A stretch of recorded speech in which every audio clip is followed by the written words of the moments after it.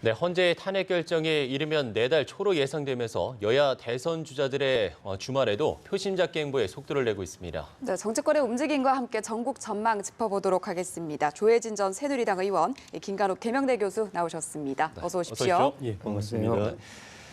먼저 지지율 급상승을 보이고 있는 안희정 지사가 호남구에 나섰습니다. 광주 촛불 집회에도 참석을 했고요. 그야말로 문재인 대세론 흔들기에 주력하는 모양새인데 이런 지지율 상승이 경선 구도까지 흔들 수 있다라고 보십니까? 의원님 어떻게 보세요? 그럴 가능성은 있는데 결론부터 말씀드리면은 안희정 지사가 최근에 이 점화한 3단 로켓의 추진력을 가지고 대의권까지 통과할 수 있느냐 그게 관건인데 예. 비유를 하자면은 지지율 한 4, 5%까지 올라오는 데는 본인의 도전 경험이라든지 경륜이라든지 이런 자기 힘으로 올라왔지요.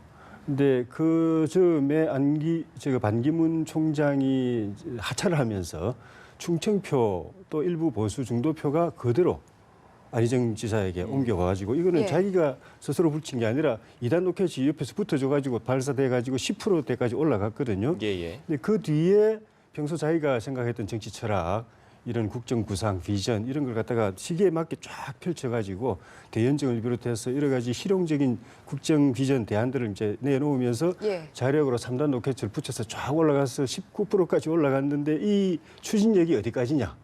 대의권 가까이 다가오고 있는데 거기서 꺼져버리면은 판을 흔들 수 없고 딱 뚫고 올라가면은 판을 흔들 것 같아요. 그게 설령 그 기세면은 앞으로도 쭉 그대로 올라갈 수도 있고 예. 그래가지고 설령 문재인 후보를 앞서지 못한다고 하더라도 거의 근접하는 상황까지 가게 되면은 민주당 경선 규정에 또 결선 투표제가 예. 있기 때문에 예. 그거 가지고 또 승부를 결선 투표 또 승부도 볼 수 있기 때문에 네. 충분히 판을 흔들 여지는 있다고 봅니다. 예. 조 의원님이 일부 중도 보수표를 좀 이야기를 하셨는데 최근 들어 정치권 안팎에서 탄핵 위기론이 좀 이야기가 되고 있지 않습니까? 어떤 안희정 지사의 이런 중도 보수층을 끌어안으면서요 어떤 매연 확장 이런 행보에 좀 변수가 되지 않을까요? 변수가 될 것으로 보입니다. 지금 사실은 이제 이게 20%까지 이제 거의 19%쭉 올라갈 때에는 대선의 어떤 국면이 훨씬 더 강했어요. 예. 그러니까 탄핵이 위기다, 기각이 될 것이라는 얘기가 사실상 없었고 그 부분은 순차적으로 간다는 것을 전제로 해서 지금 대선 경쟁이 막 불붙은 것인데 문제는 뭐냐면 이 상황에서 실질적으로 이제 기각이 된다, 기각의 위기설, 탄핵 예. 위기설이 불거지면 어떤 형태의 야권 지지자들은 구심점을 찾습니다. 구심점을 찾는다면 지금 현상을 보면 여전히 문 전 대표가 가장 높은 지지를 보여요. 그러면 이 상황에서 위기가 오면 가장 센 사람한테 편승하게 됩니다. 그래서 최소한 현상 유지, 또 더 나가면 오히려 더 문재인 전 대표 중심으로 결속되는 현상이 발생할 가능성이 오히려 더 커져버렸다. 예. 그래서 그런 측면에서 본다면 안 지사에게 뭔가 흘러가는 어떤 중도표들이 어느 정도 이제 그 흐름이 막히는 그런 효과를 발생할 수 있는 것이죠. 그래서 지금의 어떤 탄핵 정국이 주도하게 되면 예. 사실상 안 지사에게는 불리할 수 있다라고 생각을 합니다. 네, 일단 여러 상황을 염두에 둔 채 안 지사 같은 경우는 호남 표심 잡기에 열을 올리고 있는 상황이고 문재인 전 대표 역시 호남구에 나서고 있는 상황인데요. 예. 지금 지지율이라든지 여러 상황을 염두에 뒀을 때 호남 표심은 어느 쪽으로 더 기울고 있다라고 판단을 하십니까? 호남 표심은 일단 닭 잡는 게 맵니다. 이 닭은 정권 교체죠. 정권 교체를 이루는 사람이 1등. 예. 그런데 기왕이면은 정권 교체할 사람이 한 사람뿐이면은 선택의 여지가 없고 그 사람 밀어야 되고 싫든 좋든. 예. 그런데 두 사람 이상이면은 그 중에 미운 사람보다는 예쁜 사람. 예. 그러니까 문재인 전 대표나 안희정 지사나 다 친노인데 네. 호남에서 보면은 문재인 전 대표는 약간 미운 친노고 안희정 지사는 미운 털이 덜 박힌 친노예요. 그러니까 지금까지는 정권 교체를 하되 가능하면은 덜 미운 사람을 제일 안 미운 사람을 생각해서 안철수 전 대표한테 총선 때 확 내려줘 봤지 않습니까? 그렇죠. 근데 그 기대에 부응해가지고 전국교체 이 사람 가지고 전국교체 할 수 있겠다는 그 믿음을 못 주면서 사그라들었고 지지율이 고착돼 버렸습니다. 예. 그러니까 두 번째 이제 문재인 후보가 쫙 뜨니까 반기문 그 총장 하차하면서 특히 이제 1, 2위가 역전되면서 쫙 뜨니까 조금 그렇긴 하지만 문재인으로 할 수밖에 없지 않느냐 해가지고 호남의 문재인 후보 지지율이 쫙 이제 그 상승했습니다. 근데 이 국면에서 또 이제 안희정 지사가 뜨니까 예. 또 눈여겨 보는 거죠. 그래서 안희정 지사가 안희정 지사 카드 가지고도 정권 교체할 수 있겠다는 희망이 생기면 그건 이제 안희정 지사가 보여줘야 될 책임인데 그 생기면 그게 이제 저울 추가 안희정 지사 쪽으로 옮겨갈 가능성도 있는 거죠. 네, 근데 교수님께서 호남 민심은 아직 확정된 것 같지는 않습니다. 네. 그러니까 지금 뭐 문 전 대표에 대한 어떤 그 신뢰 부족, 뭐 그게 분명히 있어요. 그럼에도 불구하고 지금 말씀하신 대로 가장 중요한 목적이 정권 교체이기 때문에 네. 정권 교체를 누가 달성할 수 있느냐 그 부분에서 이제 문 전 대표에 대한 지지세가 계속 이제 축적이 된 거죠. 그래서 예. 40% 정도까지 갔는데 갑자기 이제 뭐 안지사라는 대안이 등장한 거예요. 그러니까 이제 이런 부분들 감안해서 지금 막 폭등을 하고 있습니다. 호남에서도 대안이 등장했다. 예. 지금 끝까지 한번 가보자 뭐 이런 얘기인데 문제는 또 다른 변수가 뭐냐면 정권 교체만큼 호남 시민들이 또 관심을 갖는 부분이 탄핵 인용입니다. 예. 거의 뭐 이 여론조사 결과로 보면 86% 이상이 탄핵 인용이 돼야 된다는 거기 때문에 예. 지금 이 부분에서 누가 더 탄핵에 열심히 하느냐 그 부분도 호남 민심과 연동이 돼 있는데 중요한 거는 이제 뭐 이게 이제 대연정이다. 뭔가 이제 책임론을 이완시키는 부분이 있을 수가 있어요. 지금 안 지사의 어떤 예. 전략이 그런 부분에서는 이 뭔가 이렇게 탄핵을 강조하는 호남 민심에서는 약간 흐트러짐이 발생할 수 있기 때문에 그런 부분에서 이제 이 지금 위기설과 같이 맞물린다면 저는 호남 민심이 오히려 더 이제 이 문 전 대표 쪽으로 갈 공산이 이 상황에서 오히려 더 커졌다라고 봅니다. 네. 네.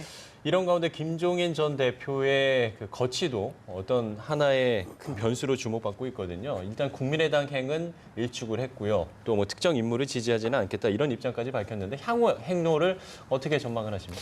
이제 김종인 전 대표 같은 경우는 이제 뭐 제일 중요했던 게 제3지대로 가느냐 마느냐 뭐 이건데 사실은 그분의 그랬죠. 가장 중요한 두 관심사는 개헌하고 경제민주화입니다. 예. 그래서 이거를 누가 달성하느냐라 그러면 당도 건너갈 수 있는 분인데 예. 사실상 바깥으로 나가봐야 그것을 실현시킬 수 있는 대안이 없는 거죠. 그러니까 이제 저는 나가지 않는 것은 완전히 굳어진 것 같아요. 근데 이 안에서 그럼 누굴 통해서 그걸 실현하느냐. 근데 보면은 사실상 문 전 대표를 통해서 이걸 실현하기보다는 이미 이제 거긴 구조가 다 갖춰졌고 예, 예. 사실상 영향력을 행사하기가 그렇게 쉽지는 않은데 안 지사 같은 경우는 아직은 이제 뭐 구조화가 잘 안 됐어요. 본인이 영향력을 행사할 수 있는 여지가 상당히 있을 수 있을 것 같으니까 요즘도 뭐 대연정 같은 경우도 뭐 이제 호응을 해주면서 예. 아마 안 지사를 좀 뭔가 더 지켜주고 이렇게 예. 좀 지지하는 그런 방향으로 가서 궁극적으로는 당내 경선에서 좀 힘이 돼주지 않을까. 그렇게 해서 만약에 이제 당선된다면 본인이 생각하는 경제민주화라든가 개헌이라든가 뭐 이런 것들 좀 약속받고 그거에 어떤 전면적인 어떤 권한을 위임받는 그 부분에서 안 지사도 뭐 김 전 대표가 오면 경제 정책 정권을 주겠다 뭐 이런 얘기까지 한 적이 있어요. 그래서 그런 부분은 두 분이 어떤 이해관계가 맞아떨어질 공산이 있다라고 보는 거죠. 네, 앞으로 뭐 시간이 갈수록 어떤 쪽을 지지하고 또 어떤 식으로 이렇게 지원을 할 것인지 점점 더 윤곽을 드러낼 것으로 보이고 문재인 전 대표를 지금 바짝 추격하고 있는 인물 중에 한 명이 황교안 권한대행인데요. 여전히 예. 뭐 출마하겠다 안 하겠다 이런 입장을 명확히 밝히지 않고 있거든요. 예. 긍정도 부정도 하지 않는 상황 정치권에서는 대체로 어떻게 읽힙니까?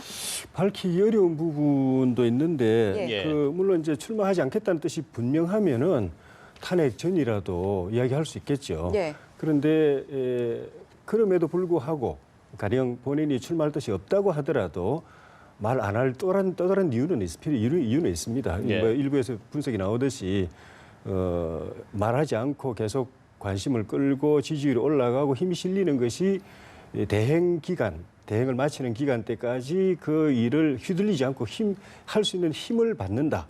그런 측면도 있고 또 어쨌든 밖에서 탄핵 기각을 촉구하면서 모이고 있는 태극기 시민들의 뜻이 황 대행이 끝까지 버텨주기를 바라는 든든한 예. 그게 어떻게 보면 정신적인 구심점 역할도 또 하고 있어서 예. 그걸 자기가 쉽게 그렇게 던져버릴 수 없다라는 측면도 있고 또 어쨌든 정파 중에서는 새누리당이 그래도 황대행을 뒤에서 뒷받침을 많이 하는데 새누리당에서 황대행을 희망의 끈으로 삼아가지고 거기서 그 불임 정당이라고 해서 탈당하려고 하는 들썩거리는 의원들을 붙잡아두는 그런 지렛대 역할도 하기 때문에 네. 설령 설령 본인이 출마할 뜻이 없다고 하더라도 이런 요인 때문에라도 굳이나 출마할 생각 없다라고 말할 필요가 없는 그런 측면이 있는 데다가 제가 여러 가지 이게 그동안의 행보나 말씀하신 걸 보면은 생각이 없지는 않은 것 같아요. 근데 물론 그거는 이제 대통령 탄핵이 인용된다는 걸 전제로 해야 되는 거고 예. 그 뒤에 이제 결정해야 될 부분이지만은 현재 지금부터 그런 고민은 하고 있지 않을까. 그러니까 출마한다고 가정했을 때 당신도 법무장관, 국무총리로서 이 사태 책임이 있지 않느냐 하는 거 하고 그리고 대통령이 그 탄핵돼가지고 파면됐는데 그 대통령 내각에서 총리하고 법무장관 한 사람이 대통령 하겠다고 나설 수 있느냐 하는 이런 그런 측면도 있고 또 선거 관리를 하는 총책임자의 입장, 심판을 역할을 하다가 갑자기 심판 호루라기 던지고 그냥 신발 신고 이제 선수로 뛰겠다고 그러면 그게 공정하냐 예. 이런 명분도 있는 데다가 그런 걸 다 그냥 부담을 그냥 치고서 출마했을 때 당선이 돼야 될 것 아닙니까? 예. 당선 가능성이 있느냐? 왜냐하면 이 외연 확장, 한쪽에서는 견고한 지지세가 있지만은 그걸 확장하는 데 있어 가지고는 스스로도 자신할 수 없는 부분이 있고, 예. 뭐 떨어지면 그럼 나 평생 앞으로 남은 시간 뭐 야당 정치인 하지. 뭐 그러면 할 수 있죠. 다음 차기도 보고 차차기도 보고 그런 여러 가지 고민에 대한 정리가 있어야 탄핵이 인용됐다고 했을 때 그 뒤에 최종적인 결정이 나오겠다는 생각이 듭니다. 예. 지금 민주당 대선 주자의 지지율 합계가 50%를 넘지 않습니까? 예. 이대로 가면은 보수 쪽에서의 어떤 그 대권에서 패배할 가능성이 상당히 높아지고 있다 이런 이야기들이 나오고 있는데 그럼 예. 보수 쪽에서는 어떻게 이게 반등의 기회를 삼아야 할까요? 쉽지는 않은데 어쨌든 간에 그 야권 지지율이 50%가 넘고 또 여론조사를 해보면은 진보층이 훨씬 더 많아요. 과거에 예. 비해서 내가 보수 지지자다라고 말하는 사람도 훨씬 더 많습니다. 그런 이런 상황인데도 바른정당의 유승민 대표는 이번 선거는 진보 대 보수다라고 딱 그냥 공격적으로 치고 나왔어요. 그럼 예. 뭔가 하면은 이 구도가 최종적으로 탄핵이 인용돼 가지고 대선이 치러지게 될 때는 이 희망이 있다는 거죠. 그러니까 지금은 탄핵이 될 때까지는 대통령이 청와대에서 버티고 있으면서 국민들이 굉장히 이렇게 속을 끓이는 상황에서는 어떻게든지 탄핵해야 된다, 청산해야 된다, 교체해야 된다, 책임을 물어야 된다 이런 끓는 민심이 강하지만은 대통령이 그래가지고 탄핵 당하고 청와대에서 나오고 나중에는 수사받고 이런 상황까지 되면은 그 다음부터는 국민들이 그럼 그 이후에 이 대한민국이 어디로 가야 될 것인가. 네. 지금처럼 촛불과 태극기가 계속 탄핵 결과에 대해서 승복하니 많이 하면서 싸우고 또 다음 대통령 선거를 그냥 사회적 혼란 속에서 치르고 또 대통령 뽑혔는데 또 안 찍은 사람들은 또 불복하면서 촛불 들고 나오고 이런 상황으로 계속하면 끔찍하지 않느냐. 그 뒤는 지금까지 이 혼란과 갈등으로 우리 충분히 국력을 소모했으니까 그게 딱 정리되고 나면 그다음부터 일단락하고 사회는 정상으로 돌아가야 된다. 안정되고 정리가 돼야 되고 국민이 통합돼야 되고 나라의 힘이 하나로 모아져 가지고 경제라든가 안보라든가 이런 어려운 문제들을 해결할 수 있는 정부와 대통령이 나와야 된다. 라는 쪽으로 민심이 갈 거라고 보는 거죠. 그래 되면은 청산하겠다, 대청소하겠다, 뭐 교체하겠다 이런 그 비전을 제시하는 사람보다는 책임을 보이고 또 인물의 경쟁력을 보이고 예. 또 국정 운영 능력을 보이는 사람 쪽으로 갈 것이다. 그거는 보수에게 더 유리하다. 거기다가 문재인을 반대하는 사람들이 여전히 있기 때문에 그 사람들까지 엮어서 보수 플러스 중도까지 해서 뭐 삼지대를 하든 뭐를 하든 이렇게 묶어내면은 이길 수 있다. 이 구도를 보고 유승민 그 대표 같은 사람이 그걸 던진 것 같고 예. 그런 구도는 충분히 가능성이 있는 구도라고 보여집니다. 예. 네. 교수님은 어떻게 보세요? 뭐 반등의 기회가 저는 별로 없다라고 봅니다. 이게 뭐냐면 결국에 우리 민주주의 정치의 핵심은 책임입니다. 이제 공산주의나 권위주의 국가랑 달리 이게 잘했으면 다시 정권 재창출 시켜주는 것이고 못했으면 정권을 바꾸는 거거든요. 이게 민주주의의 이제 핵심인데 지금같이 엄청난 사건이 터진 상황에서 그것을 책임을 안 지고 다시 여권이 이 정권을 잡는다. 민주주의가 실질적으로 훼손되는 부분과 마찬가지다라고 생각을 하고요. 이런 경우에 대부분의 국민들은 일종의 회고 투표를 합니다. 즉 이번의 사태를 생각을 해서 다시는 이런 일을 반복하지 않는 부분의 강점, 이제 주요점을 두고서 투표하는 거죠. 우리 이걸 회고 투표라고 얘기하는데 가장 중요한 요소가 책임성을 묻는 겁니다. 예. 그럼 이제 지금의 어떤 형태로든 바른정당이 새누리당에서 나왔다고 해도 일말의 책임은 그 안에 다 같이 공유하고 있는 부분이거든요. 그렇기 때문에 뭐 여러 가지 뭐 서로 간에 협력을 하든 단일화를 하든 간에 국민적인 관심은 기본적으로 책임을 묻겠다라기 때문에 지금 그래서 많은 지지율 이제 우리가 여론조사를 해보면 50% 이상이 야권 후보로 지금 쏠려 있는 거예요. 그러니까 그만큼 회고 투표의 의지가 강하다는 것이 여기 반증이 돼 있는 부분이기 때문에 네. 사실은 저는 개인적으로는 반등의 기회가 그렇게 많지는 않다. 만약에 이제 반등을 할 수 있다 그러면 딱 하나 예외적으로 예컨대 뭐 바른정당하고 국민의당이 진짜로 이제 뭐 일종의 빅텐트 비슷하게 거의 가능성은 굉장히 저는 희박하다고 보지만 이제 서로 간에 이제 뭐 단일화를 한다. 이건 뭐 일종의 이제 보수와 이제 이 혁신의 이제 개혁 세력의 어떤 단일화이기 때문에 그거는 굉장히 좀 사람들의 관심을 많이 끌어모을 수 있다는 부분에서 예. 반등의 어떤 모멘텀은 그게 유일한 것이고 그렇지 않다면 사실 여권 내부로서는 반등의 기회는 찾기 쉽지 않다라고 네. 봅니다. 앞서서 강조하신 이 책임성을 묻기 위해서 젊은 층들 사이에서도 특히 학생들 사이에서 우리도 투표권 달라 이런 얘기를 계속해서 나오고 있는데 이 선거 연령을 낮추는 방안에 대해서 여야 정치권에서 논의는 활발히 하고 있는데 합의는 못하고 있거든요. 그렇죠. 뭐 합의가 저는 되게 쉽지 않을 걸로 예. 봅니다. 근데 이번 대선에 적용을 한다 그러면 합의는 안 될 텐데 어쨌든 원론적으로 보면 거의 전 세계적으로 215개 국가가 지금 18세를 채택을 하고 있어요. 예. OECD는 우리나라가 유일하게 19세입니다. 그러니까 그리고 이제 보면은 18세에 이미 이 대학생들이 다 돼요. 그리고 뭐 병역의 의무 뭐 등등의 성인 이건 다 됩니다. 주민등록증도 다 나와요. 예. 근데 문제는 투표권만 안 주는 거거든요. 이런 거는 권리는 이제 부여 안 한다는 거는 일종의 배타적인 어떤 권리를 이제 배타적으로 뺏는 거나 마찬가지입니다. 그래서 이거는 어떤 형태로든 18세로 확장을 해야 되는데 만약에 이번 대선에 적용을 한다면 여러 가지 뭐 공정성의 논란도 있을 수 있다 그러면 요번에 이 부분은 통과를 시키고 단지 다음 선거부터 그거를 적용하는 그런 차원의 어떤 합의를 도출한다면 그게 하나의 방법이 아닌가라고 생각을 합니다. 예. 특검 이야기를 마지막으로 한번 해보겠습니다. 내일 오전 이재용 삼성전자 부회장을 재소환한다고 밝혔거든요. 예. 그동안의 어떤 3주 동안의 추가 혐의점을 조사한 것들을 중심으로 재조사를 한다고 하는데 과연 영장 재청구 가능성 이 부분이 상당히 관심이 가거든요. 어떻게 예. 보십니까? 가능성이 조금 있다고 보여지는데 예. 사실은 지난번에 이재용 부회장 영장이 법원에서 기각됐을 때 살짝 그런 분위기가 있었죠. 이번이 끝이 아니다. 특검은 다시 보강 수사해가지고 재청구할 가능성이 있다.